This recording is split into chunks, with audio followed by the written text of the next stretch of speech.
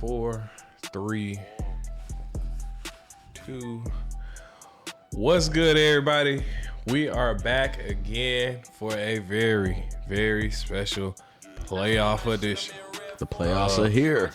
Of the No Hedging Podcast. I go by the name of Rip16, and I am still the GOAT. I'm Ty the Fly Jet. You heard. The Mighty No Hedging Podcast duo. Yes, sir. As I just said, if you weren't paying attention, the playoffs are here. The playoffs are upon us. The stage is set. And it's time to put in some games and play some bets. We got one more month of football left, bro. Yeah, so maximize, especially if you one of those people that's like, I don't fuck with NBA. All right, well, get your football bets in because it's a minute. We got some months before baseball, and who cares? Some people don't deal with that either. So you about to have a long stretch of chilling, buddy, unless you betting on Winter Olympics or some shit. Mm-hmm. But anyway, like, share, comment, subscribe to the channel. Do. That's always important. And always a great time. Make sure you like these videos too. Like, I'm noticing we getting certain people, they tapping in a little bit more on the likes, and that's helping to generate some more traffic to the channel because I feel like we talking about some good stuff. Like, they really just got some good stuff over there. Better than your favorite TV analysts. And quiet as kept.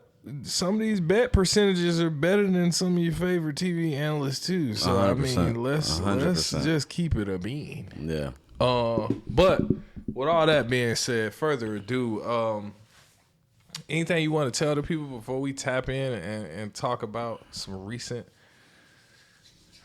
things that occurred and the playoffs that we getting ready to dive into? Nah, man, just shout out to y'all. Shout out to the chat, man. Shout out to all the new subs. We appreciate the support. Just keep supporting, man, and let's get the thing going to the next level, man. Let's go. For sure, man. I guess we can call this takeaways. What do you got? I mean, we can talk about a couple games, especially the win and you're in games. We can start with what the fuck happened with the Ravens and the Steelers. Like, what was that? I don't know, man. Ravens had the Steelers numbers for the first half. Steelers came out second half and dominated the Ravens. Ravens couldn't get a pass rush on defense. I felt like Aaron Rodgers wasn't really touched. Obviously, the Ravens lost the game due to a missed field goal. And the missed field goal, like, what's that, bro? But how do they let them come down and just score so quickly on them? Blown coverages, at the end of the game. Slip defender. It was a lot, man. And to be frank, to be honest, the Ravens didn't deserve to go to the playoffs. They really didn't deserve to go to the playoffs. Granted, Lamar, he played very well. He had a couple deep passes down the field to Zay Flowers for touchdowns. One nice one to Isaiah Likely on, third or fourth down, and put him in field goal range. I heard some people argue they felt like he should have been running more. Yeah, I just don't think I don't know if he's injured. Is he not running because he's injured? It kind of looked like he lost a step as far as speed goes, in my opinion. I don't know what it is, but we'll see next season to see if he comes back rejuvenated or whatever. But I mean, as a predominantly dynamic run quarterback, my anticipation, going into year 8 is that you will start running less. You know what I'm saying? I mean, yeah, but like, he had abnormal speed and talent when 100%. It comes to running. So I mean, I just find it hard to believe that he can't take off. Yeah, I don't know what I'm saying. I feel like some of these situations, there's got to be something else going on. Yeah, but he got injured so much this year. You know what I'm saying? He had an ankle, a foot, a knee, a thigh, a hamstring, a back. You know what I'm saying? So he had a lot going on this year. So yeah, I'm choosing to believe it's the injuries that's stagnating him from the run. Because he's not running away. He's not pulling away from anybody like he used to. You know what I'm saying? Like, he's just take off and breakaway speed. Yeah. But I mean, I don't feel like we saw that. So I'm choosing to believe it's the injuries. But very interesting. And we might as well parlay this and transition it a little bit. let's get into a segment we haven't really done that much lately. But let's go ahead and tap back in. We'll clock out for me, big dog. Yeah, you can go ahead and clock out. Right now? Yeah. Okay. Got a lot of people gone. A lot of people got packed the fuck up, including Lamar Jackson's head coach, which was probably the most surprising. That the other Harbaugh got released. Even though now off cam you mentioned that it's been brewing. Yeah, it's been brewing for a while, especially with the whole Patrick Mahomes can't get over the hump thing. I think it kind of started then over the past couple years, but it was really a combination of like, especially like this year when Lamar got injured, it was like false information on John Harbaugh's part on when Lamar's coming back. Oh, Lamar, he'll be back after the bye week and don't come back to play after the bye week. You know what I'm saying? Yeah. So it was like a disconnect there when it came to that. I thought he was just capping just to throw off the game plans. Yeah, and that that's what I thought. Yeah, it was a disconnect there. It was another disconnect with when was it? When I just lost my train of thought. But it was just a whole bunch of the communication seemed like it wasn't there between Lamar being healthy and not being healthy. Lamar is missing, one day of practice every week. And Harbaugh is just like, nah, he's fine. And then Lamar is like, no, I'm not. I'm not playing next week. You know what I'm saying? So it's like it was a whole bunch of that going on that just kind of snowballed into him ultimately being let go, from the team. But my opinion, I don't think he should have been fired. You know what I'm saying? Like I don't feel like the team. I don't feel like the team was in a position to be able to win this year due to the injuries and due to, it was just multiple factors. Like they had issues, but I don't feel like coaching was necessarily an issue. It wasn't like y'all had certain games. Maybe they did have a couple games where they had it in the bag and kind of lost it. But, I don't know. I don't feel like it that's was more so his fault personnel. though. It was so this year missed field goal. Are we gonna blame John Harbaugh for that? We can't. Last year, Mark Andrews fumbled the ball and dropped a pass in the end zone. We gonna blame John Harbaugh for that? Zay Flowers fumbling the ball. Derrick Henry fumbling the ball all year, losing games. Fumbles is on players. Yeah, so are we gonna blame John Harbaugh for that? Like, so I don't see him being the issue for the Ravens' downfalls. You know what I'm saying? Right. He's able to put together a good staff, offensive coordinator to help Lamar progress and become a better passer, defensive coordinator to help the defense stay the Ravens defense. Hell, you've seen the defensive coordinator. He's out there in Seattle now. And so, so it's like, all right, he's able to select the right type of position coaches and coordinators to put in place for their players. So I'm like, dude, I don't think he was the problem.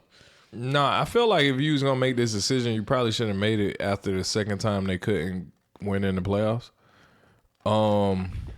Because then I feel like you have some grounds to stand on. You feel like we don't have, what it takes. We have personnel, but we don't necessarily have what it takes on this side of the line to be able to propel us past the Bills or the Chiefs.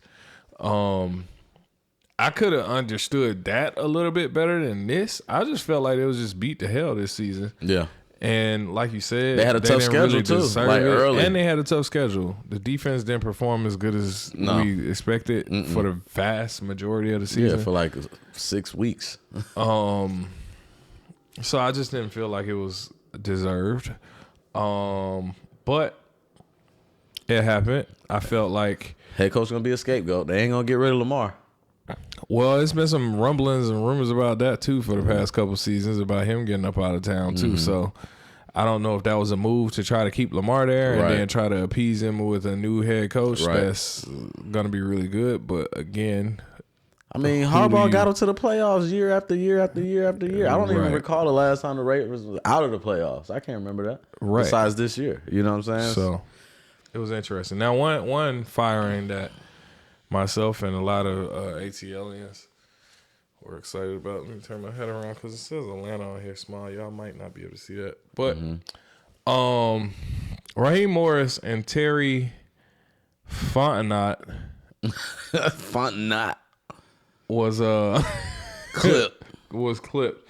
Now the city was hype about Raheem getting fired. I think he should have had one more season. I don't. One more season. 2 seasons, man, is not enough. I think one more season. I honestly, a lot of us never agree with him being hired in the first place. True. Everybody wanted Belichick. And with him being hired, and you came from the staff of one of the most notorious, the most notorious Super Bowl losses ever, we really don't necessarily want that back in the building. So I think it was very bold, strong move to clip him after the game. Boy, they got him early. After he did his press conference, he would try to go to his office. His key stopped working. Oh, it's a lock. They changed his locks while he was at the press conference. It's crazy. Yeah. But he got fired pretty quick, especially coming off of a win streak. I thought that was very bold and a strong move of Arthur Blank, but I understand it. Mm-hmm. We got the win, beat the Saints twice. Everybody was happy about that. And you got rid of the coach that's been pissing them off in the same day. So you didn't make the playoffs, but you made a lot of people happy. Yeah. Going into the last clean day, house. clean slate. You get the full off season to make your moves and predictions. And then they also restructured Kirk Cousins' contract. Mm-hmm. So he had a crazy amount of guarantee money that's still there, but it's pushed to the second year. Mm-hmm. So basically that splits the amount that they have to pay him if they cut him in half this season. And then they can pay the other half next season, which gives them more cap space. So it was a lot of good moves made for the Falcons in terms of front office moves. I don't know if this was Matt Ryan's doing. They talking about his rumblings and he getting a high profile position in the office. They set up some interviews, including Clint Kubiak, who's probably my personal top pick. They've done a lot of things, you know. So the Falcons made some moves. I don't necessarily think Terry should have got clipped. No, he brought pretty decent talent there. He's done pretty good talent, but I think, and I've been having this debate, you can let me know if you agree or disagree. I think he got clipped because of the Kirk Cousins contract.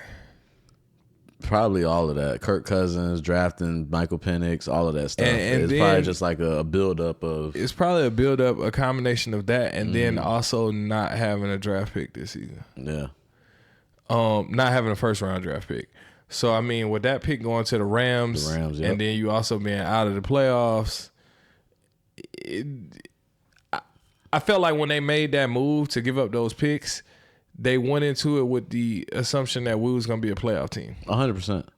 And as a playoff team or a division winner or at least a playoff team, we're not going to have a super high draft pick anyway. Mm-hmm. So I think they went into it with that being the kind of assumption, but to not make the playoffs and to not have a draft pick is ugly. Yep. So I felt like that was the reason why he ended up getting fired. So I understand it from that aspect, but I do think that he drafted well.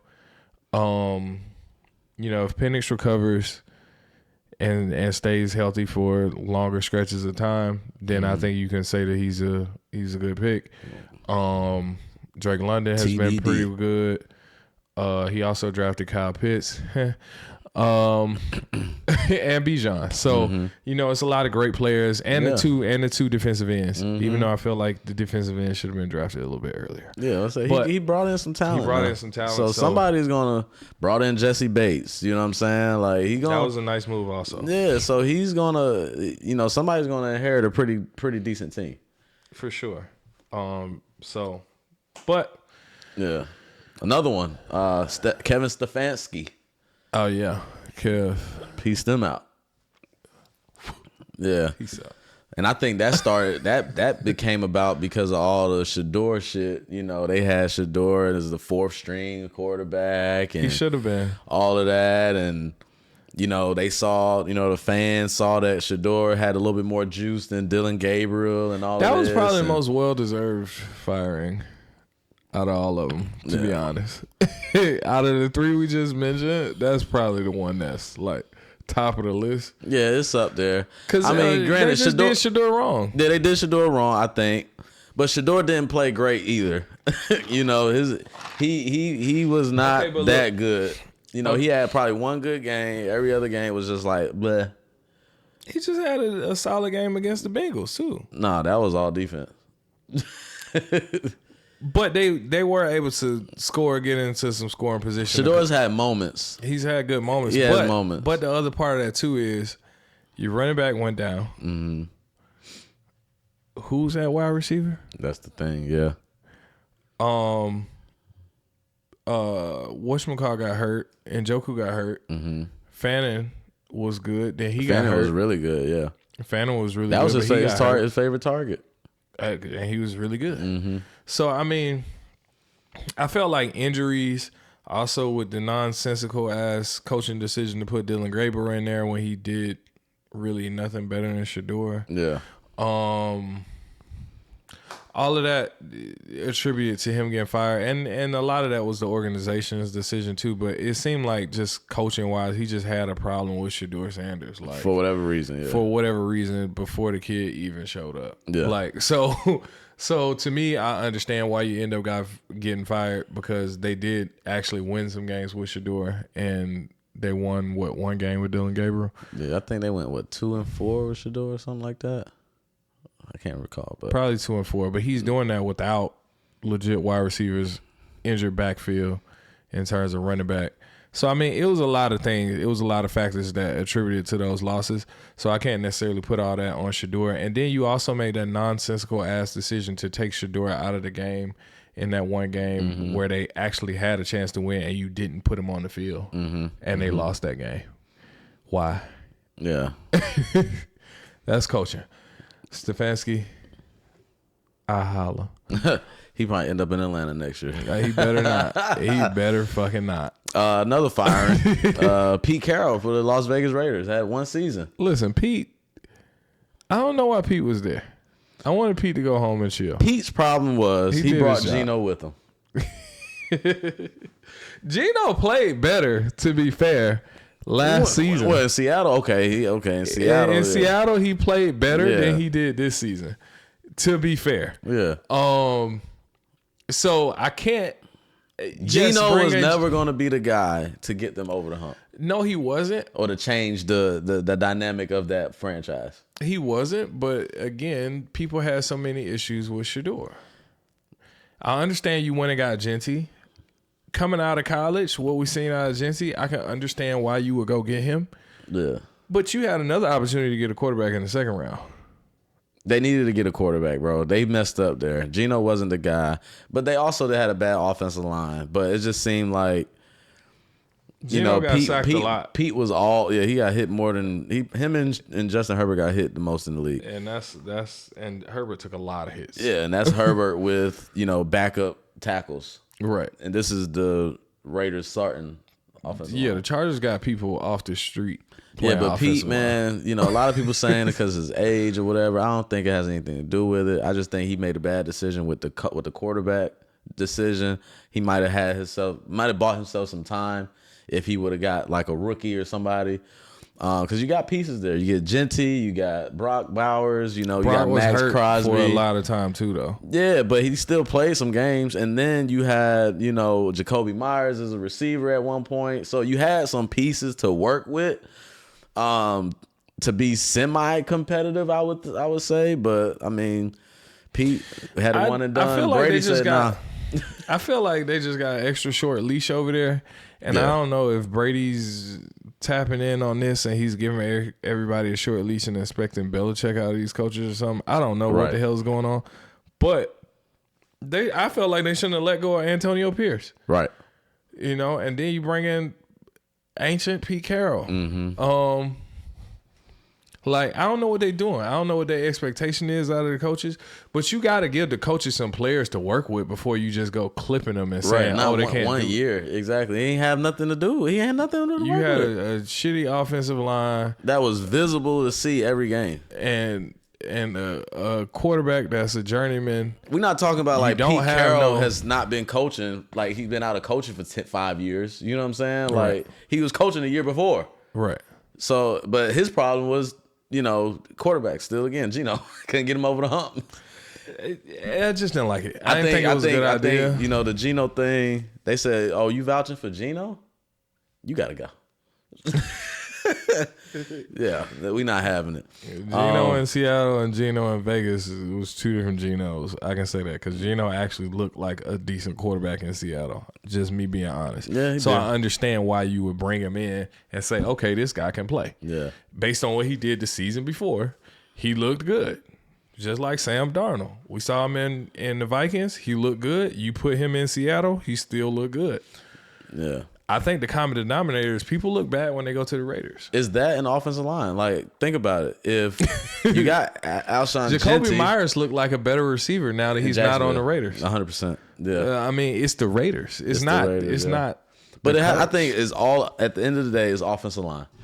Because you got a top pick running back. Didn't he win a Heisman? No, he didn't win a Heisman. Travis Hunter won a Heisman, but Heisman candidate. Yeah. And he had a shit season. Yeah. You know what I'm saying? So they couldn't run the ball, and obviously they couldn't pass the ball. So offensive line is the common denominator there. But Pete Carroll's gone. I think he's probably his coaching career is probably wrapped up in the NFL at this point. That was a bad showing. Yeah. Another one, Jonathan Gannon, Arizona Cardinals. His time was up. Definitely needed to move out. I mean, that's probably good for Gannon, to be honest. Because it wasn't like he just did a bad job. They were hella competitive in a lot of games. And then he was dealing with, again, a quarterback situation, a quarterback injury. He goes in with the decision to make Jacoby Brissett the starter because they honestly look better with Brissett than they did with Kyler Murray. Then your star wide receiver gets injured at certain points in there, and then he just looks dejected at certain points, which I feel like is more on him than the coach. But I don't know if the coach is making him feel that way. I don't know what that is. But you don't have a run game because your starting running back got injured out for the season, early in the season too. So it was just a lot of factors. It was time. I think he had, 3 seasons or 4 seasons? Three seasons with them? I think it's good for him to get the hell away from Arizona. Yeah. I think it's good for him, and I think he did a good enough job with his time coaching, including this past season, to get in another position somewhere and be a part of a coaching staff and do something. So I'm happy for him on that end. Yeah. I mean, we'll see. That's just how I look at it. We'll see what happened with Kyler Murray and his new coach that comes in there to see how they. Kyler might be out of town too. He might be out of town too. They look like they trying to ship him out of there. Yeah. So I mean, and some coaches that we talked about throughout the season. Obviously, we talk about Tennessee Titans, Callahan, New York Giants, Dayball. Who else? A lot of coaches got clipped. They moved, shipped. Yeah, and then I was kind of surprised that Mike McDaniel kept his job and Zach Taylor for Cincinnati. I was a little shocked that they. I wasn't surprised about Zach Taylor. Because the way Joe Burrow was talking, he was like, was talking crazy, like he don't rock with Buddy. That and Jamar. They was like, do you like, he asked Jamar, he said, do you like the plays that Zach Taylor was calling? He's like, yeah, I like the plays that he called to get me, that I get open. Shit like that. I rock with Jamar Chase. Yeah, he keep it a buck. However, he also keep it a bullshit sometimes. Let's just be honest. Hey, that's my dog. But you keep it a bullshit sometimes because you also the one that lied and said you didn't spit on that man. Yeah. You got no credibility. You shot some credibility out of that one. Then you kept it a buck about the whole Myles Garrett thing. I'm like, oh, what's up with this play? Like they just stopped the game. I ain't never seen it. I'm glad he got his tackle, but I mean, if I get 10 catches, they're not gonna stop the game for that. That's not the same thing. Yeah. But I get it. You got a valid point. But listen, brother, it's a game that has no playoff implications. Is no real significance. I get it. It stops the momentum. You want to play football. I understand. But at the same time, if you keep making these statements, people gonna try to peg you as a crybaby. I'm not saying that. I'm saying that about you. But I'm just saying. Yeah. I'm just saying. So I mean, Jamar Chase saying it, it kind of kind of takes away some of the fire. Joe Burrow saying it, okay, I get it. Yeah. But I don't feel like they was too beat up. Yeah. They was way too beat up. And your best defensive player was hurt for a large portion of the season too. They was just way too beat up for you to blame that on the coach, to be honest. And they dropped like 40 points in multiple games. Yeah. Like they scored. Yeah, they score. They put numbers on the board. They just couldn't stop the other team from scoring just as many fucking points. And that was the problem. And then Todd Bowles in Tampa. I always thought he was on a hot seat. Yeah, I did too. I thought he was on a hot seat, but I guess did too. being that they beat Carolina the last game and they got A chance. they had a chance that saved them probably. That saved them. was- And I felt like a lot of those losses was just tough schedule opponents and injuries, to be honest. Yeah, yeah. Because they had injuries at bad times. you lost key wide receivers at terrible times. It was just a down year for them. It was just a down year for them. It was the injuries. Yeah. It was the injuries because they looked hot starting. Yeah. They looked great. But, I mean, once they start having all them injuries around week 5, 6, 7, 8, all that, they start going down. Bad. And I felt like that wasn't the coach's fault. You can't, it's no coaching for injuries. I mean, that's just, what the fuck? I'm going to tell you like this, though. There's no excuse for it because Kyle Shanahan and the 49ers, they got banged up, too, and they in the playoffs. But Kyle Shanahan and the 49ers been dealing with injuries about 3 years. Yeah, they've been dealing with it, and they get to the playoffs every year. Most teams deal with injuries for one. Yeah. He's had like back-to-back seasons All dealing his with players injuries. get banged up. Always. I mean, so... There's no excuse for that. They can make it happen. I mean, but that's a very unique circumstance. That's a one-on-one. Yeah. He the only one we've seen have that many injuries and still look like a strong playoff team. Right. The only one. Crazy. So as much of a Atlanta native and a Falcons fan as I am, and Shanahan holds a very bad spot in my heart, but I will give him his credit for coaching that team because he deal with hella injuries and they keep trucking. Yeah. So I give him his coaching kudos for that. But yeah, that's the coaching carousel, man. Yes, it was a lot. Whew, gotta catch my breath. But we gonna move right along, keep it trucking, and we are going to tap in. This ain't even gonna be like normally we do must see TVs, you know, Watch them all. quarter zips and matchas, all type of shit like that. But we're gonna switch it up. We're gonna switch it up for the playoffs. Let's go into playoff brackets. Let's talk about it. All right, man. So the playoff brackets, basically, it's just as it sounds. We about to talk about the playoffs. It is wild card weekend, which means that there are two teams that have a first round bye. Those teams being the number 1 seeds, and that is your Denver Broncos and your Seattle Seahawks. Those are the two number 1 seeds for the AFC and NFC. So they have a bye this first round. But for wild card weekend, you want to go NFC or AFC first? We can start with the first one on the slate, NFC. It's the 4 o'clock game. NFC. All right. So let's start with the first game, man. Let's go Los Angeles Rams versus the Carolina Panthers. Now, this is an interesting matchup for the reason of the Rams lost to the Panthers at home. The Panthers were at home. Panthers at home. And the Rams lost to them when the Panthers were at home in a shootout a few weeks ago in a shootout. The Panthers defense kind of locked up on them at certain points. And the Panthers walked away with the W. Now, they basically walking back into this in the same scenario. Yeah. The Panthers are higher at home stakes. again. Yeah. Higher stakes, win or go home. What are you thinking? So I think. So basically, we got Devontae Adams is going to be playing. He's going to be back. He's been out with a hamstring for about a month, so he's going to be back, ready to rock and roll. I think if the Panthers can stick to the run game, Okay.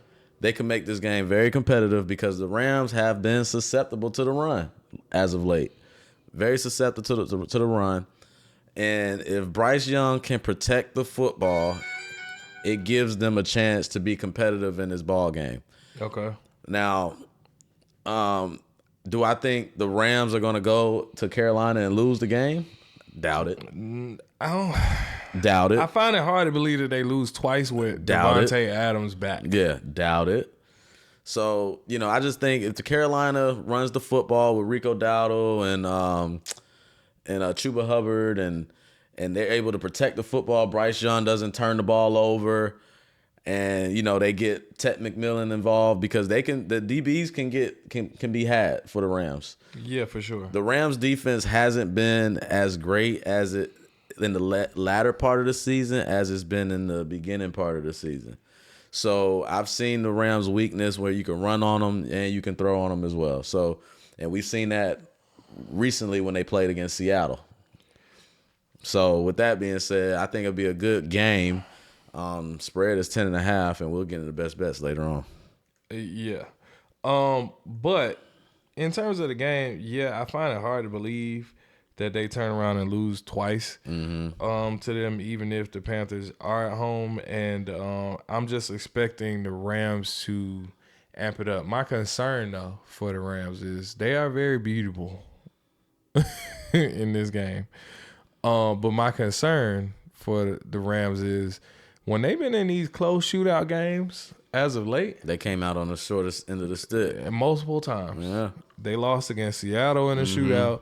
They lost against Carolina in the shootout. But granted, that loss to Seattle was on some fluky bullshit because I think if they didn't get that 2-point conversion that hit Buddy helmet and went backwards, and they talking about it as a backward pass, and Charbonnet just randomly, casually picks up the ball in the end zone. Right. That's a 2-point conversion, ties the game up. That changes the whole dynamic of that game. So agreed. That was on some fluky NFL Vegas bullshit. But let's not forget Devontae. Which really that had an impact on them getting a 1 seed. You know what I mean? But yeah. But let's not forget Devontae Adams had 2 touchdowns in that loss you had to the Panthers to start the game, and they end up losing. Is that the game where Devontae got hurt later in the game, or was it the game after that? I'm not sure. I can't remember. After that, but I know he played and he had. I just looked it up. He had 58 yards receiving, 4 receptions, 2 touchdowns. Puka had 72 yards, and Xavier Smith had 82 yards. So you had production from your receivers. You also had 81 yards rushing and 72 yards from Kyron Williams rushing in that game, and you still lost to the Panthers. So that's a little concerning that you had that much productivity from all of your key guys. But that was also the game where Stafford had 2 interceptions. Yeah. After not throwing the interception in like 2 months. Right. So I don't know if the Panthers, bring out some bad juju in the Rams or something. I don't know. But that's something to keep an eye on, and it's a little bit of a cause for concern. But I think the Rams should be the more dominant team overall. I agree. We're going to see. But the next game on that Saturday NFC side, you have the San Francisco 49ers versus the Philadelphia Eagles. This is it's a rematch from last year. It's a rematch. And a playoff rematch from last year. The Eagles are a 5-point favorite in this game. We're gonna talk about that a little bit more in best bets, but just overall, what are you seeing from this game? It's a tough one. It's not that tough for me. I think it's tough because a lot of people haven't seen the Eagles be super dominant offensively, but defensively, Philadelphia has been phenomenal with Jalen Carter. Yeah. As long as Jalen Carter is playing, they got a shot. And, obviously I think the 49ers, they're not going to be as banged up as previous. I think Trent Williams is probably going to play. Pascal's probably going to play. What's his name? Not Pascal. Pearsall is probably going to play. So that'll give them a little bit more options as far as the 49ers go. But I think it's the attrition of the 49ers that's going to ultimately cause them to lose the game. You know what I mean? So I'm leaning on the 49ers on the Eagles to win that game. Like I said, defense, Jalen Carter stopping the run. Philly's defense has been playing great. The secondary has been playing great as of late. And, I just don't see a banged up 49ers team going on the road, especially with that defense. Their defense isn't that good. They have a bend don't break defense, but they do give up a lot of yards. Yeah, they give up a lot of yards. They do. But one of the And big plays. issues with the Eagles, though, I honestly haven't seen consistent offensive play out of anybody except for maybe Dallas Goedert. Mm-hmm. Everybody else has been spotty. Mm-hmm. Saquon, he have a good game, then he has a disappearing act for a couple weeks, then he have a good game. Jalen, he might be throwing some interceptions. The QB runs haven't been as effective as they have in some of those winning or Super Bowl seasons. AJ Brown might have a great game and then might not get targets, and then Smitty might have some good games here and there. I think him and Dallas Goedert have probably been the most consistent offensively. Mm-hmm. But it's just some concerns offensively, production-wise. I really haven't seen them do anything crazy unless they played against somebody that was just sorry, to be frank. I don't know. That's the part that's a concern for me because the 49ers do give up hella yards. Yeah. But I just don't know if the Eagles have been producing hella yards unless you're sorry. So against that 49ers defense, Eagles talent on offense, I like the Eagles, man, to make some plays, to make a couple more plays. I just feel like the 49ers are going to bounce back after putting up 3 fucking points against Seattle. Mm-hmm. I feel like they just you got to play better than that. Like, I feel like they come out and like make it a personal goal to play better than they played against Seattle. Because 3 points after you just scored 40 points the week before, like, yeah. I don't know. I'm a little bit leaning 49ers, but I say that very slightly. Mm-hmm. I don't have a high expectation of them on that one, but I slightly 49ers, but I'm not mad at you picking the Eagles at all. Yeah. And the last one on the NFC side, this game is the third meetup this year. Yeah. Third time's a charm type situation going on here. You have by the way, that San Francisco 49ers and Eagles game is on Sunday. This game is on Saturday. It's the Green Bay Packers and the Chicago Bears. A good old NFC North showdown. Once again. They split. First game, Green Bay got them. Second game, Chicago got them. Now we back in Chicago in the playoffs. I like Chicago.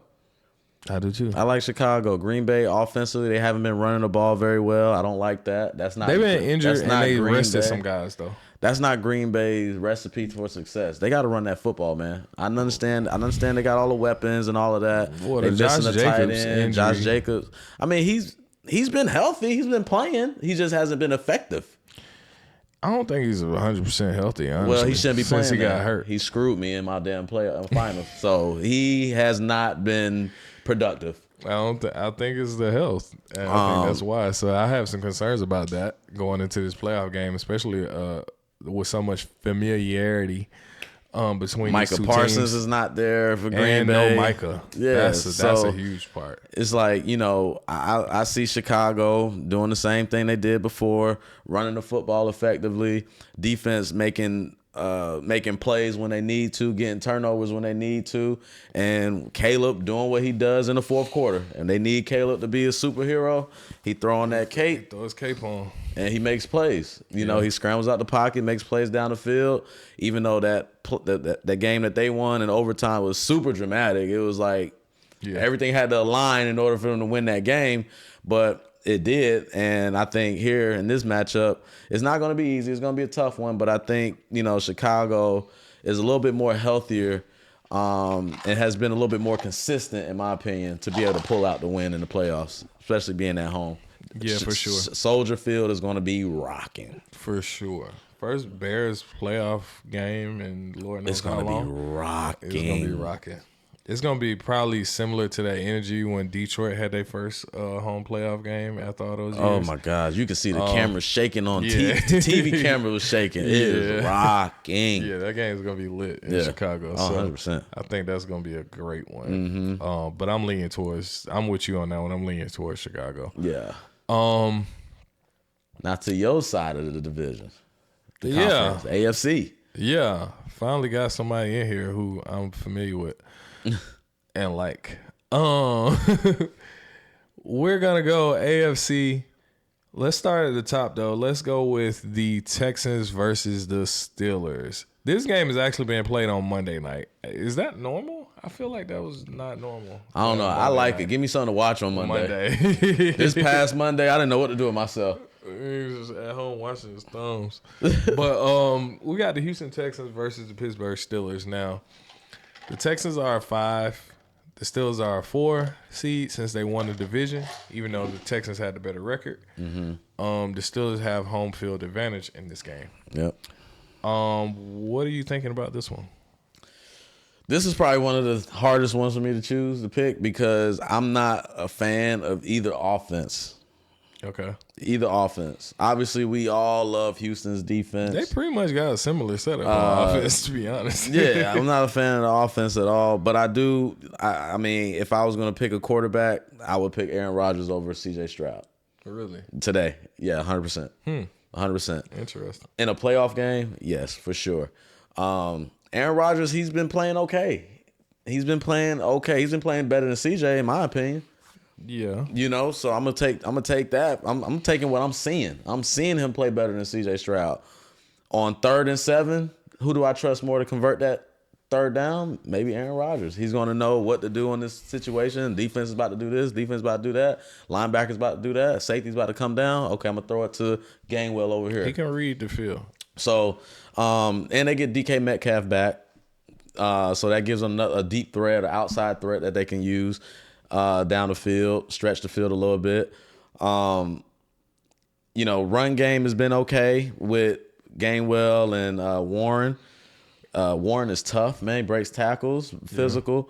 Defensively, they've been okay. You know, they haven't been great, but they've been okay. They make plays when it counts, when they need to. So, you know, Houston's offense just hasn't been good to me this year. So that's my concern. I think the interesting part about that, I'm a little bit lenient opposite of you on this one. Mm-hmm. I'm more lenient Texans, and my rationale and reason for it is actually from a point that you made about their defenses. Mm-hmm. The better defense. I think a lot of these picks, or sometimes I know it's like you'll make a pick and it's based off of the quarterback play, and that's valid because, I mean, the quarterback touches the ball every fucking play, so on offense. However, on the defensive side of the football, the Steelers have been a little bit behind the 8 ball this season in a lot of situations due to certain injuries with TJ Watt and TJ back. And having TJ back is a big deal. He's back. Highsmith back. Cam Hayward, he's been there. But Patrick Queen. Yes. Jay Rams. They do have some hellified defenders, right?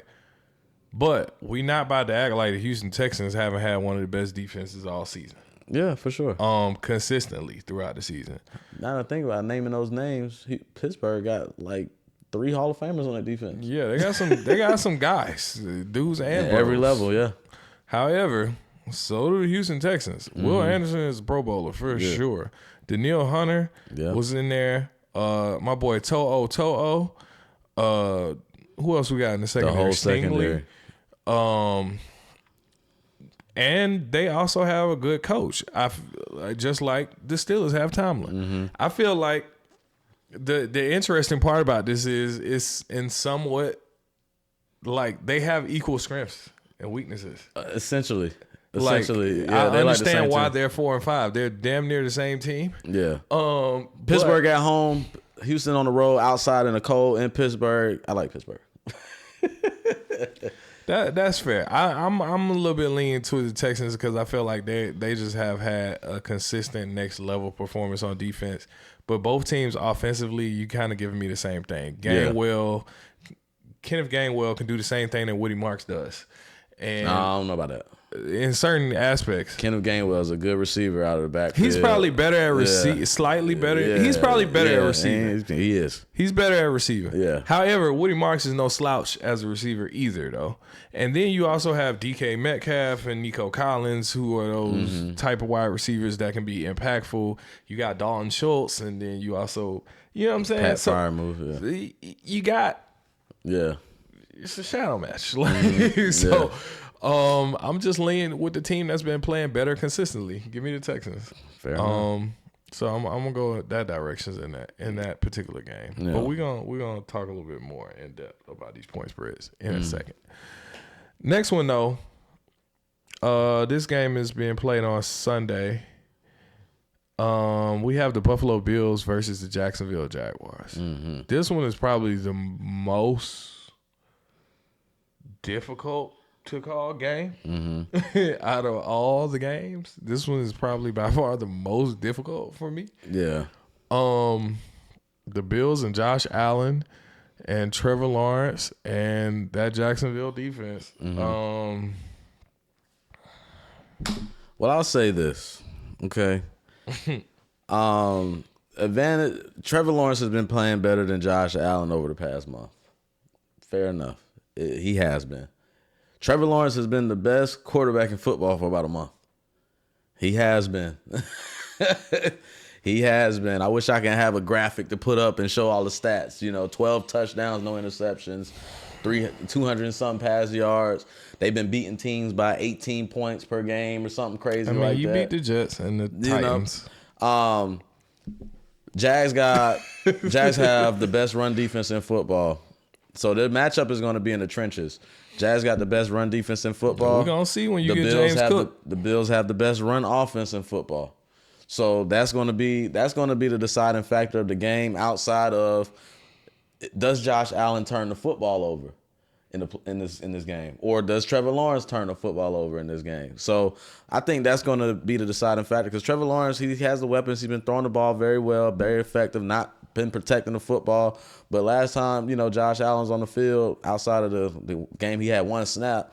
He was dropping the ball all over the place, turning the ball over. So it's going to be tough to call, but I think whoever wins in the trenches is going to dictate who wins that game. Whoever has the better. Well, I think that's most games for sure. But Yeah. I think this one is so interesting because it's the Bills with the best quarterback in the playoffs, as we've been saying. And then also the Jags with arguably the best defense in the playoffs, as we've been saying. But then you also have you went out there and said he's been the best quarterback in the past month. Yeah. I'm still. Who has been? I'm going off of the strength of opponents for half of those games. Beating the Jets and the Titans is not. But if you're putting up the stats, I'm just talking about stats-wise. Yeah, but beating the Jets and the Titans is not. I've seen the Bills win some high-profile games. I've seen the Jags win one high-profile game against the Broncos.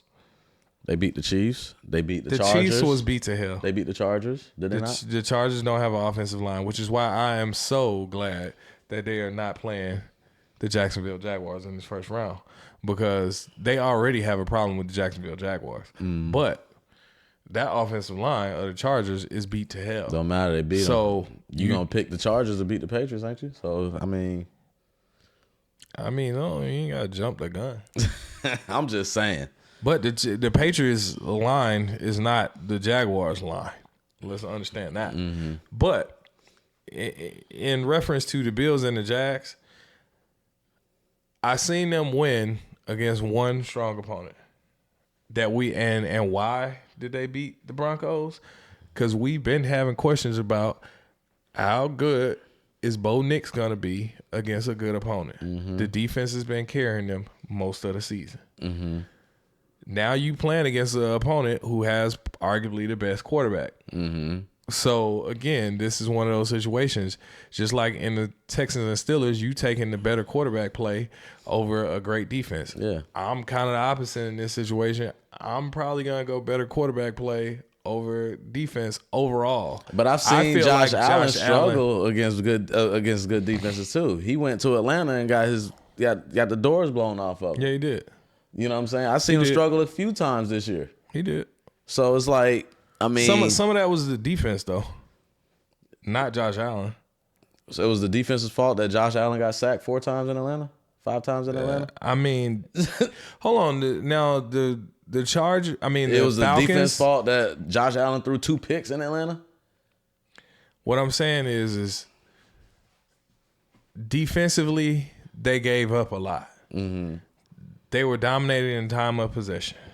They get dominated in certain areas because the defense cannot stop shit sometimes. However, I will say I have seen improved performances in defense over the past few weeks from the Buffalo Bills. Mm-hmm. So with that being said, you give me an improved Buffalo Bills defense against Trevor Lawrence. And who do they play in the past? They played the Eagles. They played the Patriots. The last few games, who they played? They had the Eagles, the Patriots, and they had who else they had? I'm not even counting that last game they just had against, who was that? Miami? That was Jets. The Jets. I'm not the counting Jets, that game. The Eagles, they lost that game. Josh didn't even play. Yeah, they had the Jets. They lost that. They won that game, beat the hell out of the Jets, but Josh didn't play. But the Eagles, they lost that game, 2-point conversion. That's a game where he was throwing the football over the place. Good defense had him looking crazy. The Browns, they barely won that game. Good defense had them looking crazy. They won. Yeah, they won. But what I'm saying is, and they beat the Patriots. Yeah, they beat the Patriots. And they came back and beat the Patriots. Yeah, and they split with the Patriots. Patriots beat them. That's too. a division opponent. I can understand that. But Patriots was up on them boys like 24-3 or some shit in the halftime. Keyword is was. Yeah. He done came back a couple times. Yeah. So I'm gonna go Bills Mafia Josh Allen this time. I'm going Duval. And I get it. Yeah. I do get it. Yeah. Because the Jags are good. I'm not taking it away from them. They, they, in my opinion, are the most complete football team in the playoffs right now. Well, I know on all sides of the ball. Last week you said it was the Seahawks and the Jags in the championship game. Yeah. Yeah, those are the 2 complete teams in the football. My only concern with Seattle was them running the football. They ran the ball well against the Rams, so I'm like, okay. Right? And then with the Jags, I haven't seen anything. Like you said, they beat teams close. They beat teams on the road. They beat teams at home. They beat playoff teams. They beat teams. They beat good teams. They beat bad teams. If you got a bad team on your schedule, what you supposed to do with them? Beat them. Same thing with the Patriots. So that just means that just tells me that you're not going to give the Patriots any credit for their record because they didn't play nobody. The Patriots are 1-2 versus teams over 500. They've only played 4 500 teams, one of which they played twice, which is the Buffalo Bills, and they split that. Right. So with that logic, it's like, all right, the Patriots ain't shit. No, I'm not saying that. I don't say that about the Patriots because of the simple fact of consistently throughout the season. What you're talking about with Trevor Lawrence, 13-4. What you're talking about with Trevor Lawrence's performance, though, has been over maybe the past month and a half. Yeah, month and a half. He's been playing really good. He hasn't played bad all season though. He hasn't played bad, but Drake May has been. He's been better, yeah, for sure. But throughout the entirety of the season, consistently. This is just not a like. Okay, during this certain time you ramp up and do like we see. Yeah, but did Drake May play the Did Drake May play the Chiefs? Did Drake May play the Chargers? We're not counting the Chiefs. Stop saying the Chiefs, bro. Drake May played. They played the Broncos. The Chiefs were not a good team. Did Drake May play the Rams? Did Drake May play Seattle? Did Drake May play? You know what I mean? Like you gotta look at the schedule too. Schedule matters. Schedule does matter, but yeah. I mean. All I'm saying is Drake May has been good consistently, and you even said that Drake May looks like the MVP. Yeah, it could be. Nobody said Trevor Lawrence was the MVP. Nah. They say he might have been player of the month. Yeah. But let's not act like he's... It's all about when you striking hot, boy, and he's hot right now. But let's move forward. Cold. Let's move on. Drake May is not cold. Speaking of Drake May. Yeah, let's get into it. The Chargers versus the Patriots is the final game. The Chargers are a 7 seed. The Patriots are a 2 seed. Me personally, I'm happy that the Chargers are playing the Patriots, ironically, over the Jaguars because the Chargers play the Jaguars terribly. However, I feel like they have a much better matchup in the Patriots because the defense on the Patriots is not as good as the Jags defense. You got Gonzalez being your main person that you got to watch in that secondary. But you also got very smart and serviceable, very good. They got decent quarterback. pass rushers too now. And they got some pass rushers, but I don't think their pass rushers are to the same level as the Jags pass rushers. I think with that banged up Chargers offensive line, you got enough time where Herbert can still make some plays. And then you also got your two-headed snake in the backfield now. So I think that goes into the Chargers' favor a little bit in this situation. I think Harbaugh is smart enough to try to dominate time of possession in this game and not keep Drake May on the field for too long of a time. And their defense is good enough to slow down a lot of the guys that the Patriots have on offense. Drake May is going to have to put together a sensational performance. You're going to have to, spy him because he has been known to run a lot lately too. And do it well and efficiently. So I think you're going to have to stay disciplined on defense in terms of being able to beat them. So I don't think this is a runaway by any stretch of the imagination, but I am a little bit lenient Chargers because of the defense and also Herbert having enough time to pass is never good for anybody. Well, hopefully he has enough time to pass because, their offensive line ain't that great. It's no, still their banged up. offensive line is shit. Yeah, it's not good. He still gets hit a lot. So, hopefully. But he's tough. Yeah. So I agree. I'm leaning with you on that one. All right. I'm surprised. Yeah, I'm leaning with you on that one. I was surprised. But I'll take it. All right, man. It's only a couple other things to do. We talked about all the games from Super Wild Card Weekend, but these folks still got to know, what are your best bets? What you got? So last week I went 2-1. You did. You went 2-1. That's a good week. It is a good week. I unfortunately went 1-2 because the Falcons won, but they won by 2 instead of 3. So Bad bet. Bad beat. But we're here, and I'm at a total of 25-1, back at 500, and you're at 21-29-1. Yeah, I'm below. It's a bad year. But you had a good week, so let's see if we can build off of that momentum and keep it going throughout the playoffs. Because if you do good in these playoffs, you still got a shot at evening out that record. I'm just trying to catch up. Come on. All right, let's go, chat. First bet on the board. I'm taking the Chicago Bears plus it's 1. Bear down. I'm taking the Bears versus Green Bay. Bears at home. Kind of went over it a little bit. I think Chicago does what they normally do. They run the football well. Defense plays well enough. They get a turnover or two.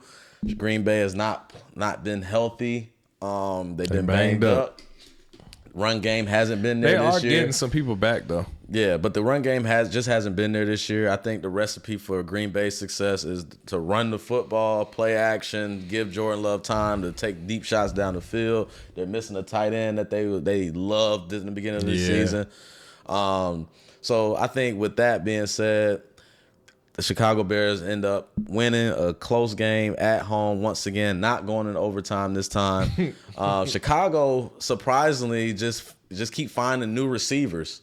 I don't know where they finding these guys at. They've been there. They've been drafting receivers the past 2 years. Luther Bird.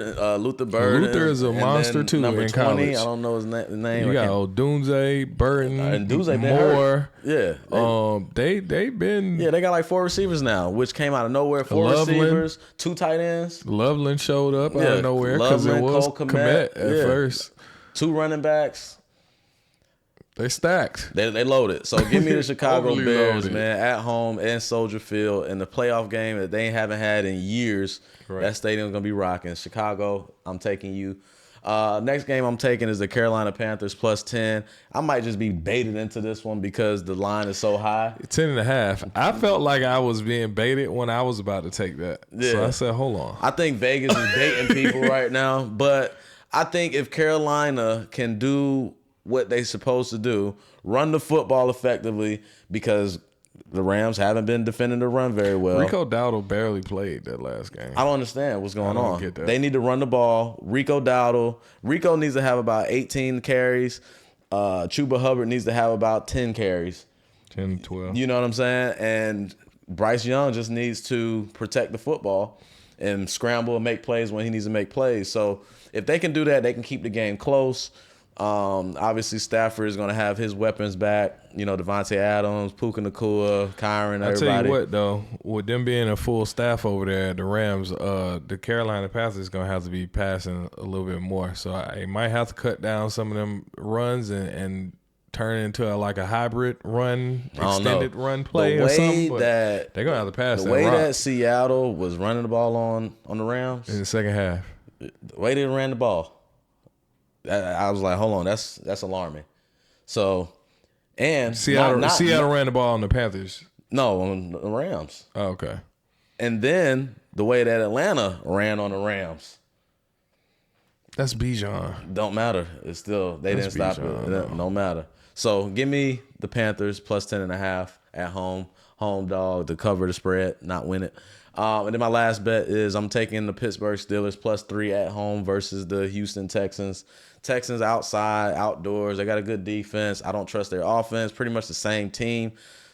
Pittsburgh, they got some energy. I trust the seasoned Aaron Rodgers in this spot to try to make something happen. For some strange reason, he's been able to pull Houdinis and make wins happen when he needed to. So I don't know what that's all about, but he did what he had to do.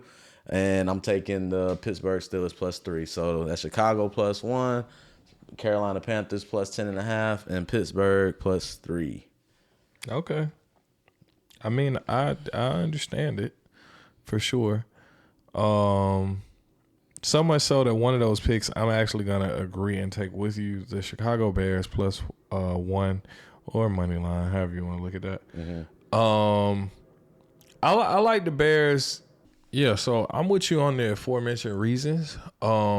But I'm also rocking with Chicago just because I feel like overall, in terms of health, we went and talked about this some weeks back, between that whole Detroit, Green Bay, and Lions race. Was one of my concerns was health, and the Chicago Bears has been the healthier team.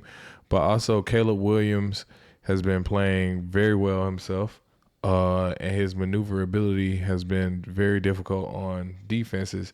And the Green Bay Packers not having Micah Parsons to chase after Caleb Williams makes that even worse. Mm-hmm. So give me the Chicago Bears in this scenario for this third time's a charm matchup and the tiebreaker. The next one I'm going to take is the San Francisco 49ers plus 5 versus the Philadelphia Eagles. And not necessarily because I just think that the Philadelphia Eagles aren't capable of beating the 49ers, because they are healthier for sure, and they are at home. However, the Eagles have only really blown out bad teams. Mm-hmm. And what we figured out about the 49ers is, healthy or unhealthy, they aren't a bad team. No, they're going to compete. They're going to compete for the vast majority of these matchups. The only team where I seen really just dominate them was the Seattle Seahawks in this last matchup. And I don't think the Philadelphia Eagles are as good as the Seattle Seahawks right now on both sides of the football. Don't hurt me. No. But that's just my opinion. So I think they can cover 5. So give me the San Francisco 49ers plus 5. And the last one, I'm going to go opposite of you. I'm going to go Houston Texans. Give me the Texans minus 3 versus the Pittsburgh Steelers. And my reason is, Aaron Rodgers' old ass cannot get away from Will Anderson and To'o and Daniil Hunter. Mm-mm. And I think that's going to cause some huge problems. CJ Stroud might not be moving the most effective, but again, I seen CJ make some plays and make some good ass passes in a couple scenarios against some opponents as well, and he jumped out to some leads. Because the last time I thought, oh, CJ wasn't gonna play that good, this man went out there and was bombing on the Chargers' ass, and the Chargers don't have a bad defense, so I think CJ can put together a good enough performance. And again, in a shadow match, I just like the aggression of that defensive line. I like the secondary of the Houston Texans. I think they have enough guys, dudes, and bros on defense to turn the tide against the Pittsburgh Steelers. I don't see the Pittsburgh Steelers scoring like they were scoring last week against the Ravens. Pittsburgh can't score 26 points Against the Texans? Yeah. I don't like it. I don't like the odds. They just randomly score points out of nowhere. Randomly. I get it, but I don't trust it. Yeah. I don't trust it. Give me the Texans. I trust them more. Yeah. Even if CJ go down, they still got Davis Mills. I trust what they got going a little bit more over there in Houston. So Texans -3, San Francisco 49ers +5, and the Chicago Bears +1. Those are my 3 picks. But real quick, it wouldn't be right if we didn't. Folks still need to know you've been doing well. So great. Half the season, bro. Pretty much half of the season. 50% basically. Half of the 50%. season. Gotta know the dog of the week. Man, y'all know, chat, if y'all been watching, I've been crushing the dogs of the week. Crushed it last week. Had the Detroit Lions. Yeah, the Panthers. The gritty Lions. I try to tell y'all, they not going down like that. The Panthers fell apart at the last second against them damn Buccaneers. Yeah, I try to tell y'all, chat. And this week, I'm doing it again. First round of the playoffs, I'm taking the Jacksonville Jaguars home dog. Y'all know I love me a home dog. You do. You know that. Home dog against the Buffalo Bills. Jacksonville, Duval think they're going to beat the Buffalo Bills. Defense is going to cause problems. Josh Allen doesn't like that pressure. I've seen him multiple times this season under siege. Philadelphia's defense, Atlanta's defense. I've seen it multiple times under siege where he wasn't Josh Allen. If they're not running the football well, if they're not running the football with James Cook, they are in trouble. They don't have any receivers that he can trust. You know what I mean? So if James Cook doesn't have this thing going, and Jaguars are the best team defending the run, so that's going to be good to watch. But if the Jaguars at home can bottle up James Cook and force Josh Allen to throw the ball, I see turnovers, I see sacks, because he doesn't have the receivers down the field to trust to make plays. So give me the Jacksonville Jaguars as an underdog of the week, man. I get it. I respect it. Do you? A quick wardrobe change in the middle of your Do you respect eloquent monologue. I get it. The Jacksonville Jaguars have been, to your point, one of the most complete teams in the NFL Football Association. But the reason why I'm putting on my jacket, you got a Jaguar on there. Yeah, it is a Jaguar on there. But there's also a bolt on this jacket. Bolt up. Bolt up. I'm pulling out my Chargers beanie because that game might get a little cold. But I'm going to bolt up, man. Give me Herbert. Give me the guys. Give me Harbaugh. Give me Kamani Vidal. Who's having more fun than us? Nobody. Give me the Chargers versus the Patriots, man. I think the Chargers got enough pieces to be able to overtake this Patriots defense on offense, and I think their defense is good enough to be able to slow down what Drake May and those guys been producing over there. I just feel like Drake May has been very good. It's been a sensational second-year campaign for him. Well-deserved MVP performance throughout the regular season. But this right here is the playoffs. It's about that time. I think Harbaugh, I'm going to lean Harbaugh with his second year under coaching, having a lot of familiarity with his team, Defense humming. A lot of things going in their favor. I'm going to lean Chargers on this one to overtake the Patriots. I'm not mad at it. I can see your point. Yeah. So I don't disagree with you. So with that being said, bolt up. You heard the man. And that's all we got. Make sure you like, share, comment, subscribe to the channel, man. Stay tuned, stay tapped in. The playoffs is just getting started, so that means we got plenty more to talk about, plenty more live action to tap into. And speaking of tap in, have you not tapped into Onyx Odds yet? Click the link in the description. It's easy. They're still giving away 4 free $25 bets. That's $100 worth of free bets when you deposit $10. That's it.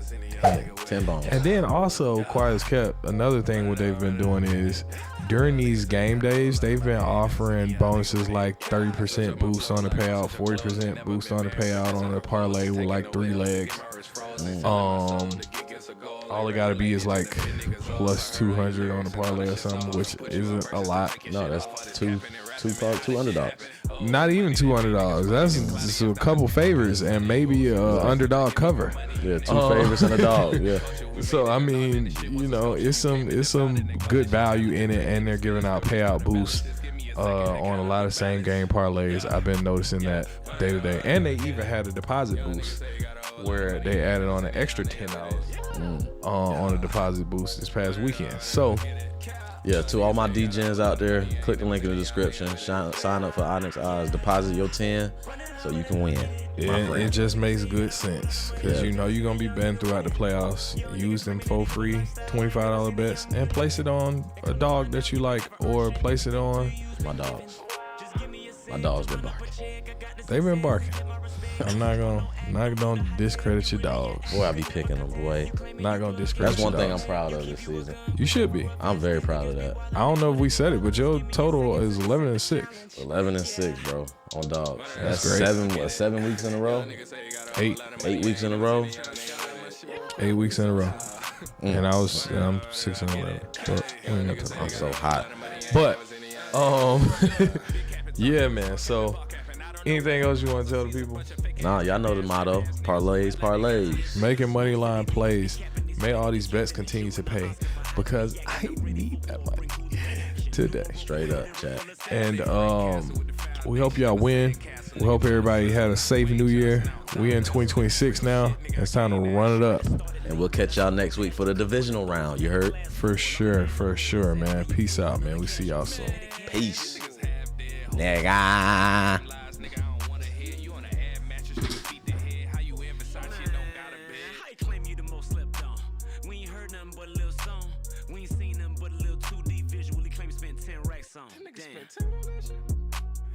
Run it up, get it. Young niggas say you got a whole lot of money, I ain't never seen a young nigga with it. Hold up.